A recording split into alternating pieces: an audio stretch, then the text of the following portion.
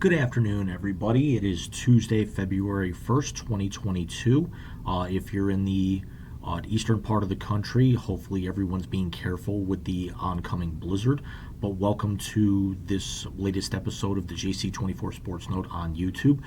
Today we're actually going to talk about a team who is a little bit further ahead in their rebuild than a lot of people are giving them credit for. They are sitting right now third in their division. They are currently in a playoff spot and still have a good young mix of a lot of really good young talent with some veterans left over from a championship squad. No, we're not talking about the Cleveland Cavaliers. That'll be saved for the next episode of the Wise Guy Show with Mike Martinez and myself. Today, we're going to talk about the Los Angeles Kings. Right now, the Kings are 7 games over 500, sitting third in the Pacific Division. And the strangest thing about the Kings right now is how young they are, and the fact of they've got a lot of still key elements from their title teams, which are now over 7-8 years ago since their last title. Dustin Brown is still there. Anze Kopitar is still the team leader in points with 41, and he's well and ahead to past the next place on the roster. He leads the team in assists. Jonathan Quick is still in goal, even after getting 2 Stanley Cup rings and a Conn Smythe in there. Drew Doughty is still there.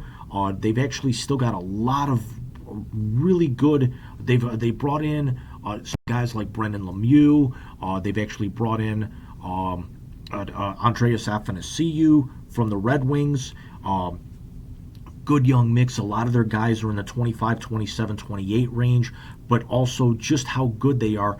And one player that's on their roster that not a lot of people talk about is 19-year-old center Quinton Byfield. And a lot of you who follow me know that I'm a big Buffalo Sabres fan.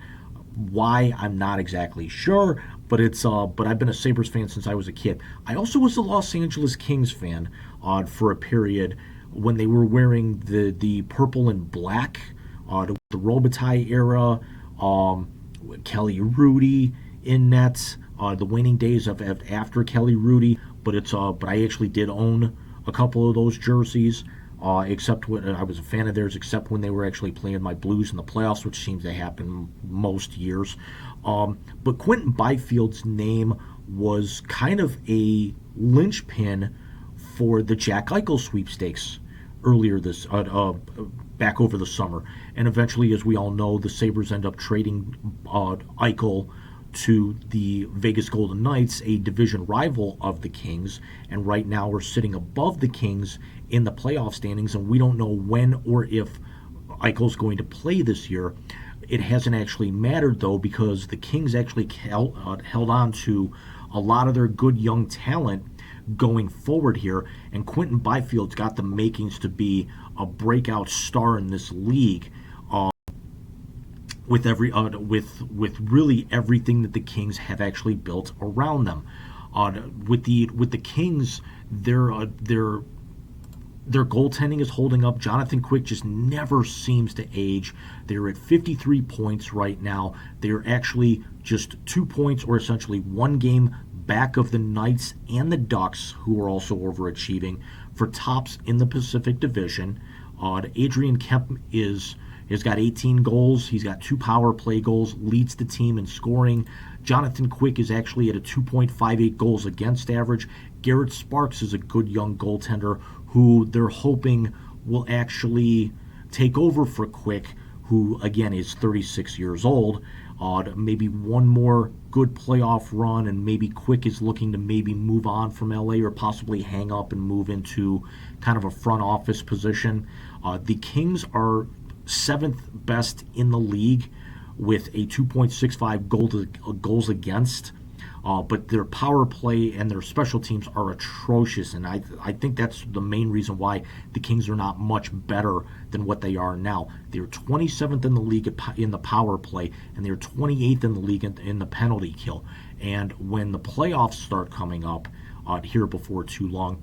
That's actually where your special teams need to start rounding into form. They may actually get the Kings out of the first round, but in terms of them making a deeper run in the West playoffs, it's probably not something that's going to happen again unless they can get that corrected. Maybe get into the high 20s.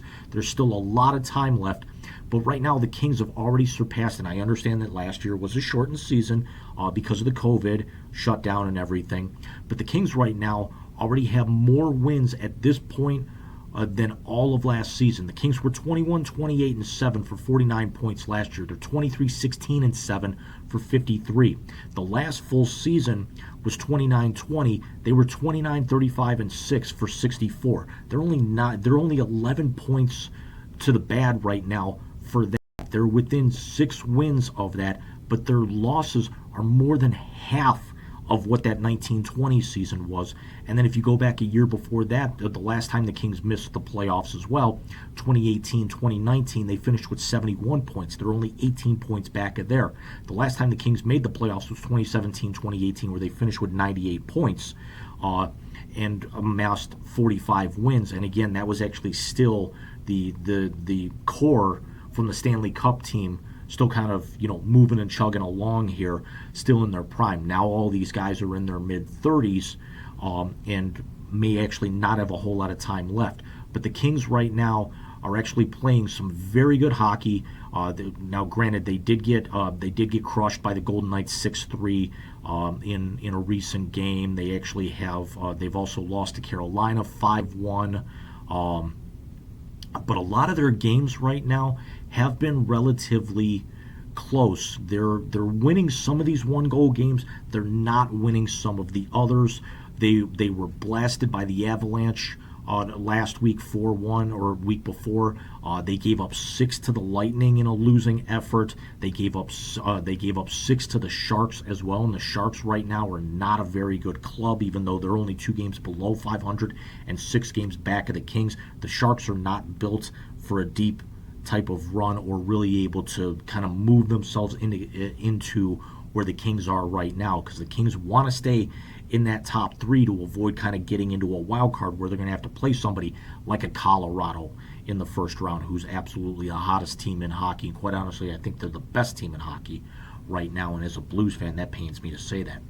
So let me know what you guys think. You actually think the Kings can actually maybe drink from the fountain of youth one more time and maybe actually kind of keep the role of Los Angeles going here with the Rams now in the Super Bowl, and now the fall off from the LA Lakers and the Dodgers maybe starting to maybe come back to earth a little bit more.